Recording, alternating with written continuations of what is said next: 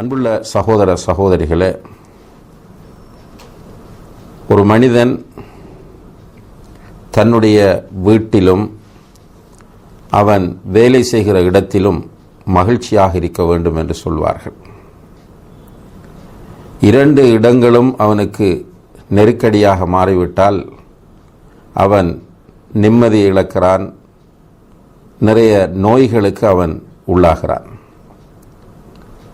எனவேதான் இஸ்லாம் அவனுடைய வீடு, அவனுடைய குடும்பத்தை மகிழ்ச்சியான குடும்பமாக, மகிழ்ச்சியான வீடாக வைத்துக் கொள்வதற்கு தேவையான அனைத்து வழிகாட்டல்களையும் வழங்கியிருக்கிறது. அல்ஹம்துலில்லாஹ்.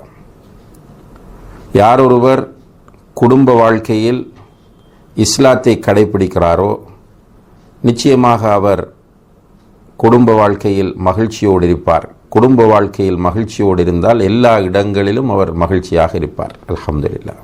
தாம்பத்திய வாழ்வு சம்பந்தமாக சென்ற வகுப்பிலே நாம் குறிப்பிட்டிருந்தோம். அதை தழுவியதாக சில கேள்விகள் கேட்கப்பட்டிருக்கின்றன. அதில் ஒரு கேள்வி, என்னுடைய கணவர் பகலிலும் அவரோடு ஒன்று சேர வேண்டும் என்று என்னை அழைக்கிறார், ஆனால் பிறகு தொழுகை இருக்கிறது, அதே நேரத்தில் பகலில் குளிப்பது எனது உடலுக்கு பொருந்தாது என்பதனால் நான் அதை அவாய்ட் பண்ணுகிறேன், இது பாவமாகுமா என்று ஒருவர் கேட்டிருக்கிறார்.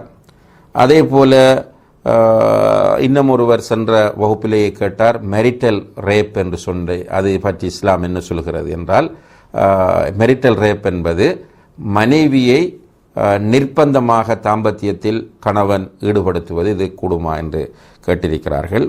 அதே போல தாம்பத்தியத்தில் மனைவியை திருப்திப்படுத்தாத கணவன்மாரை பற்றி என்ன சொல்கிறீர்கள், மார்க்கம் என்ன சொல்கிறது என்று ஒரு கேள்வி கேட்கப்பட்டிருக்கிறது.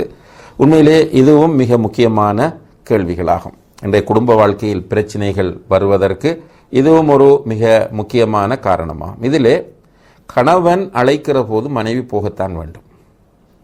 அவளிடத்தில் மார்க்கம் அனுமதித்த நியாயங்கள், காரணங்கள் இருந்தால் மட்டும் அவள் அவாய்ட் பண்ணுவதற்கு வாய்ப்பிருக்கிறது. அதையும் கூட அவள் மறைக்கக்கூடாது.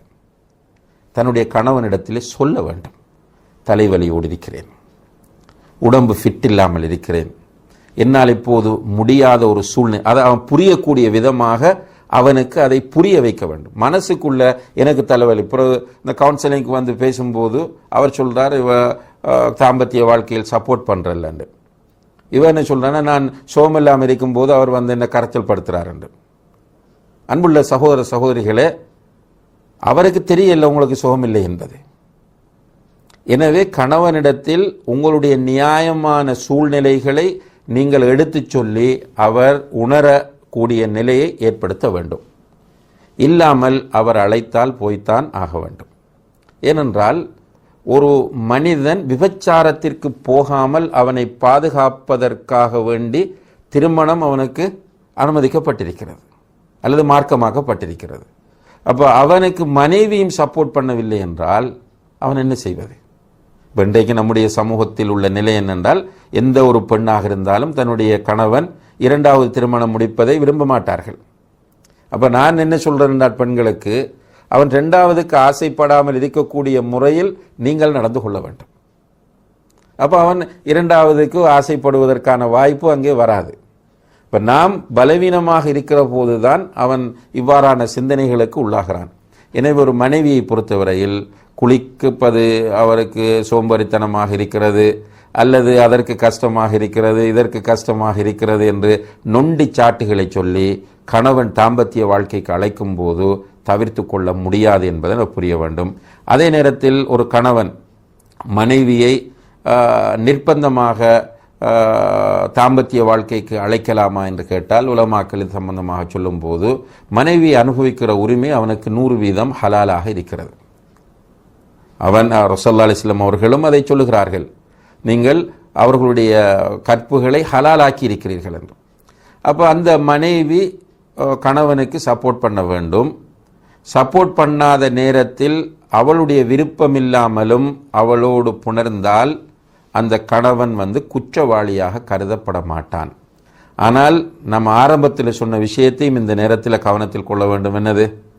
அவளுக்கு உடல் நலம் சரியில்லாமல் இருக்கிற போது, அவளுடைய உடல் பலவீனப்பட்டிருக்கிற போது அவளை நிர்பந்திப்பது என்பது மனிதாபிமானமும் கிடையாது, இஸ்லாம் அனுமதிக்கக்கூடியதும் கிடையாது. அவள் ஃப்ரெஷ்ஷாக இருக்கிறாள், நல்ல உடல் வலிமையோடு இருக்கிறாள். இந்த நேரத்தில் அவள் வர மறுக்கிற போது கணவன் அவளை பலவந்தமாக பயன்படுத்துவதில் தப்பில்லை என்பதை நாம் புரிந்து கொள்ள வேண்டும். அடுத்ததாக, மனைவிதான் வர வேண்டும், மனைவிதான் சப்போர்ட் பண்ண வேண்டும் என்று சொல்லப்பட்டிருக்கிறது. கணவன் மனைவியை திருப்திப்படுத்துவது, இந்த சைடில் நிறைய பேர் பலவீனமாகவே இருக்கிறார்கள். எந்த அளவுக்கு என்றால், சில சகோதரிகள் சில சகோதரிகளிடம் கேட்ட கேள்வியை எனக்கு அனுப்பியிருந்தார்கள். என்ன என்றால், ஒரு ஹதீஸில் வருகிறது, பெண் இஸ்கலிதமானால் அவள் மீது குளிப்பு கடமையாகும் என்று கருத்து. ஹதீஸினுடைய மீனிங், பெண்ணுக்கு இஸ்கலிதம் ஏற்பட்டால். இப்போ பெண்கள் கேட்கிறார்கள், பெண்களுக்கும் இஸ்கலிதம் ஏற்படுமா என்று. என்றால் என்ன மீனிங் என்றால், பெண்கள் இஸ்கலிதமாகுவது என்ன என்று தெரியாத அளவுக்கு குடும்ப வாழ்க்கைகளில் தாம்பத்திய வாழ்வு நடந்து கொண்டிருக்கிறது என்பதை நாம் புரிய முடிகிறது. உண்மையிலே இந்த இடத்தில் நிறைய ஆண்கள் தப்பு செய்கிறார்கள். அவர்களுடைய தேவைகளையும் அவர்களுடைய ஆசைகளையும் நிறைவேற்றிவிட்டு போகிற ஒரு வாழ்க்கை தாம்பத்திய வாழ்க்கை கிடையாது. இரண்டு பேரும் சேர்ந்துதான் வாழ வேண்டும். எல்லாவற்றிலும் இரண்டு பேரும் சேர்ந்துதான் வாழ வேண்டும். இவன் திருப்திப்படுத்தப்படுவது போல மனைவியையும் இவன் திருப்திப்படுத்த வேண்டும். மனைவியை திருப்திப்படுத்துவதற்காக வேண்டி இவன் மார்க்க ரீதியில் தடையில்லாத அனைத்து வழிகளையும் பின்பற்றலாம் என்பதை கணவன்மாருக்கு நாம் கண்டிப்பாக விழிப்பூட்ட வேண்டிய தேவை இருந்து கொண்டிருக்கிறது. சில கணவன்மார் இந்த பாலியல் விஷயத்தில் பலவீனமானவர்களாக இருப்பார்கள். இவர்கள் டாக்டர்களை கண்டிப்பாக சந்திக்க வேண்டும், சந்தித்து ஆலோசனைகள் பெற்றுக்கொள்ள வேண்டும். இதற்கு சிறந்த ஆலோசனைகளும் வழிகாட்டல்களும் தீர்வுகளும் இன்று இருக்கின்றன. எனவே இந்த ஆலோசனைகளை, வழிகாட்டல்களை, தீர்வுகளை பலவீனமாக இருக்கிற கணவன்மார் கண்டிப்பாக பெற்றுக்கொள்ள வேண்டும். அதே போல அவர்கள் மனைவியை திருப்திப்படுத்துவதற்கான பல வழிகள் இருக்கின்றன. அந்த வழிகளையும் அது தொடர்பானவர்களோடு தொடர்பு கொண்டவர்கள் கண்டிப்பாக அறிந்து மனைவியையும் திருப்திப்படுத்த வேண்டும். ஏனென்றால் அல்லாஹ் குர்ஆனில் சொல்கிறான், வலஹுன்ன மிஸ்லுல்லதி அலைஹின்ன பில் மஅரூஃப்.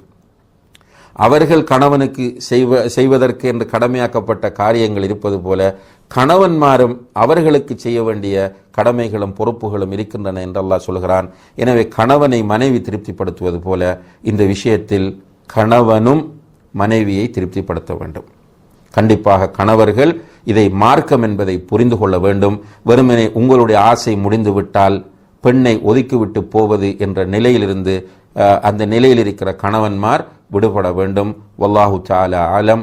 எனவே எல்லாம் வல்ல அல்லாஹ் ஜல்ல ஷானஹு வ தஆலா இந்த குடும்ப வாழ்க்கையோடு தொடர்பான நாம் கற்றுக்கொள்ளக்கூடிய விஷயங்களை அல்லாஹுக்காக நம்முடைய வாழ்க்கையில் நடைமுறைப்படுத்தி நம்முடைய குடும்பங்களை மகிழ்ச்சியான குடும்பங்களாக ஆக்கிக் கொள்வதற்கு நம் எல்லோருக்கும் தௌஃபீக் செய்வானாக. வ ஆஹிரு தஅவானா அனில் ஹம்துலில்லாஹி ரப்பில் ஆலமீன்.